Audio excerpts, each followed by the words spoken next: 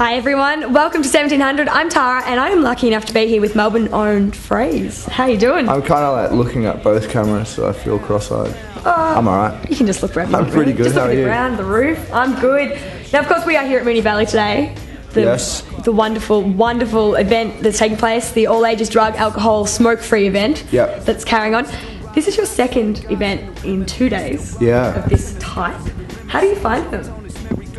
They're usually cool. Yesterday was a little bit strange. There wasn't a lot of people there, so I don't know. It's weird though. Like you go from this happens all the time. One day you can do a gig that's like 3,000 people, and the next day there's 10. So you never really know what you're gonna get. But they've been good. It's been cool.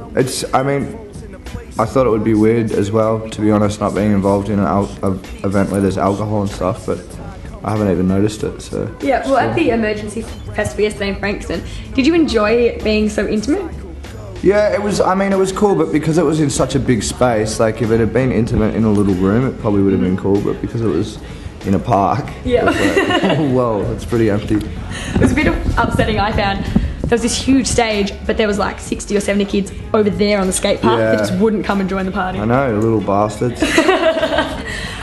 Well, in comparison, today is much bigger. There's 3 stages. There's hundreds of people out there already. Are you pumped for your performance today? Yeah, I'm looking forward to it. I think my mum's going to come and watch me today. Has she been to any of your performances before? Yeah, she's been to a fair few, but I think just because it's outdoors, she doesn't have to stand in a club and whatever, so she said she's going to come down. So I've got to be on my best behaviour. Well, some of your lyrics are quite explicit. How does your mum handle hearing a little boy say those things? She's cool with it. That's not even the half of it, you know.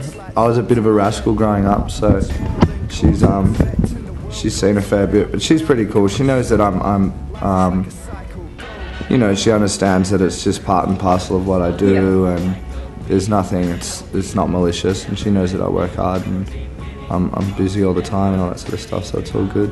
It's good. Yeah. You wouldn't want your mum coming along and saying she hates your music. Well, was your mum musical growing up?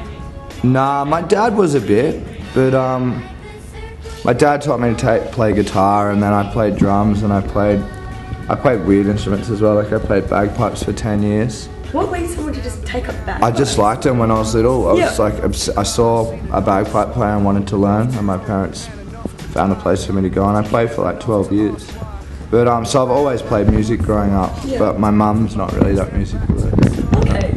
So she just sits back and enjoys your shows? Yeah, she's just an easy listener. I can't believe you played bagpipes for 12 years. I know, it's pretty weird. You lost me. In your new film clip, I love it, for of course Spaceship. Yeah.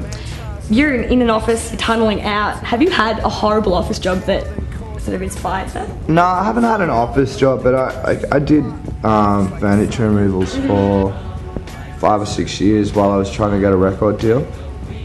When I finally got signed, I was like, okay, cool, I'm going to give myself 2 years to try and get this off the ground. And I suppose every year I just happen to still be able to continue to do it, so I'm kind of lucky. But I think that represents, whether you're in an office job or outdoors or whatever it may be, just that 9 to 5 grind that you get stuck in where it's so monotonous. And you know, I feel like I have to remind myself to break out of that and make sure that at the end of the day I feel like I've done something that, you know, sort of involves my individualism and all that sort of stuff, and just trying to do something worthwhile before I'm out of here, you know, and not just getting stuck in that. So easy to just go through life and then wake up and go, whoa, I'm 50, what have I been doing for the last 30 years? Absolutely. You know? I'm sure a lot of people don't quite identify with music being monotonous and getting stuck in the daily grind, but is that something that you do find yourself getting caught in?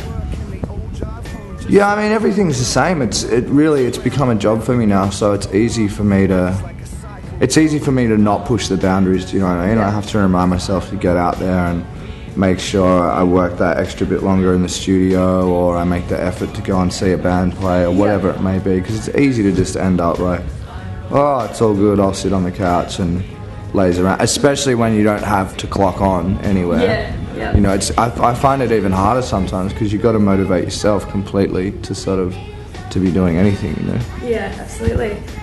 Wow, that's fantastic. Thank you for the time, really. It's actually, it is flown, and unfortunately our time's up now. No drama. So I don't, Thanks for you know, having me. you can't be late for your merch signing. Like I said, we can't deprive kids of their signed stuff. All good. So thank you so much for your time. Thanks for Lovely having us. you here. Appreciate it. That was Phrase with me, Tara, on 1700. Peace.